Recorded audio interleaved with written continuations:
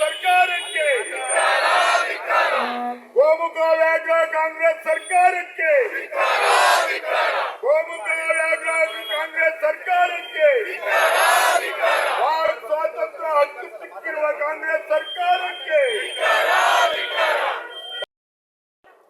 ಈ hate speech ಏನಾದ್ರು ಸ್ವಲ್ಪ 2 ವರ್ಷದ ಹಿಂದಾಗಿದ್ರೆ ಇದಕ್ಕೆ ಸುಜಯ್ ಅವರೇ ಪ್ರಥಮ ಬಲಿ ಆಗಿರ್ತಕ್ಕಂಥದ್ದು ಈ ಕ್ಷೇತ್ರದ ಈಗಿನ ಶಾಸಕರು.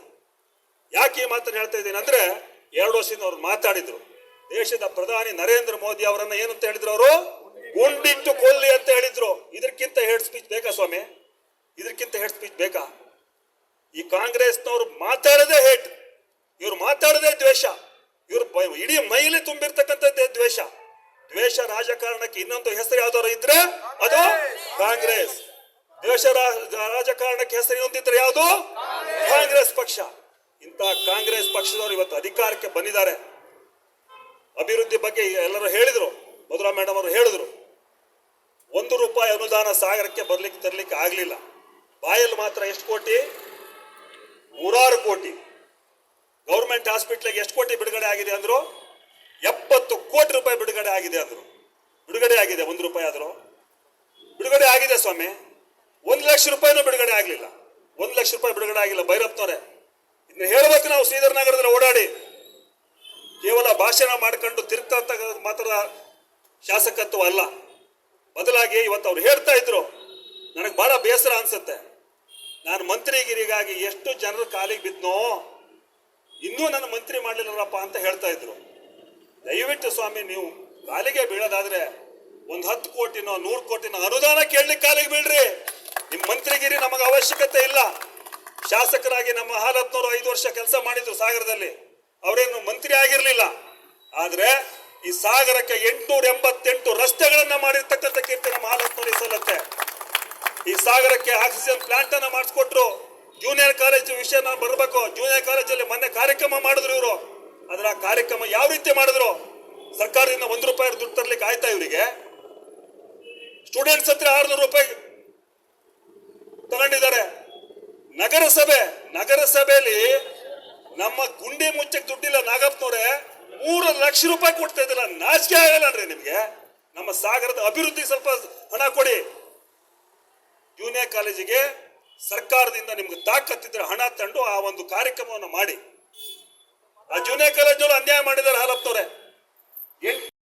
ನಡೆದಂತಹ ದ್ವೇಷ ವಿರೋಧಿ ಭಾಷಣವನ್ನ ಯಾರು ಮಾಡ್ತಾರೋ ಅವರ ವಿರುದ್ಧ ಒಂದು ಮಂಡನೆಯನ್ನ ಕಾಯ್ದೆಯನ್ನ ಜಾರಿಗೆ ತರ್ತಾ ಇದ್ದಾರೆ.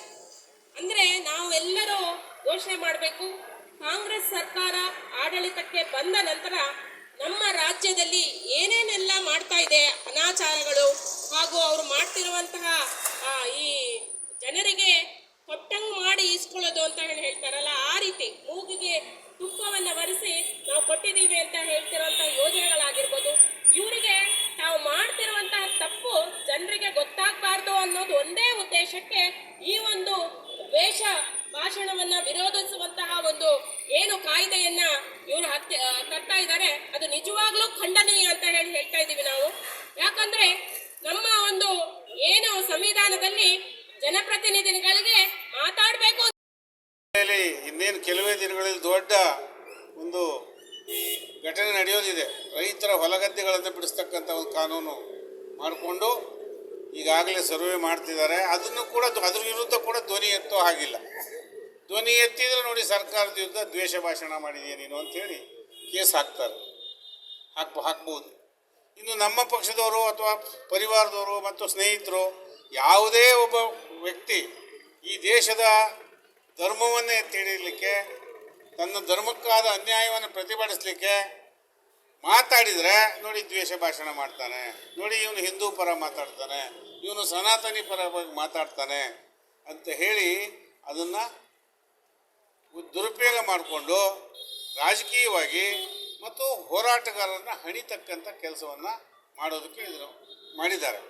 ನಾವೆಲ್ಲ ಸೇರಿ ವಿನಂತಿ ಮಾಡೋಣ, ಯಾವುದೇ ಕಾರಣಕ್ಕೆ ಈ ಕಾನೂನಿಗೆ, ಈ ಬಿಲ್ಲಿಗೆ ರಾಜ್ಯಪಾಲರು ಅಂಕಿತವನ್ನು ಹಾಕಬಾರ್ದು ಅಂತ ನಾನು ಒತ್ತಾಯ ಮಾಡ್ತೇನೆ. ನಮ್ಮೆಲ್ಲರ ಧ್ವನಿ ಕೂಡ ಅದೇ ಆಗಿದೆ ಅಂತ ನಾನು ಭಾವಿಸ್ತೇನೆ. ಅದೇ ರೀತಿ ರಾಷ್ಟ್ರಪತಿಗಳಿಗೆ ಹೋದಾಗಲೂ ಕೂಡ ಇದಕ್ಕೆ ಸಹಿ ಮಾಡಬಾರ್ದು ಅಂತ ಹೇಳಿ ನಮ್ಮ ಪಕ್ಷ ಈಗಾಗಲೇ ಆಗ್ರಹ ಮಾಡಿದೆ. ನಮ್ಮ ನಾಯಕರುಗಳೆಲ್ಲ ಮಾಡಿದ್ದಾರೆ. ನಾನು ಕೂಡ ತಮ್ಮೆಲ್ಲರ ಪರವಾಗಿ ಆಗ್ರಹ ಮಾಡ್ತೇನೆ, ಸಹಿ ಹಾಕಬಾರ್ದು.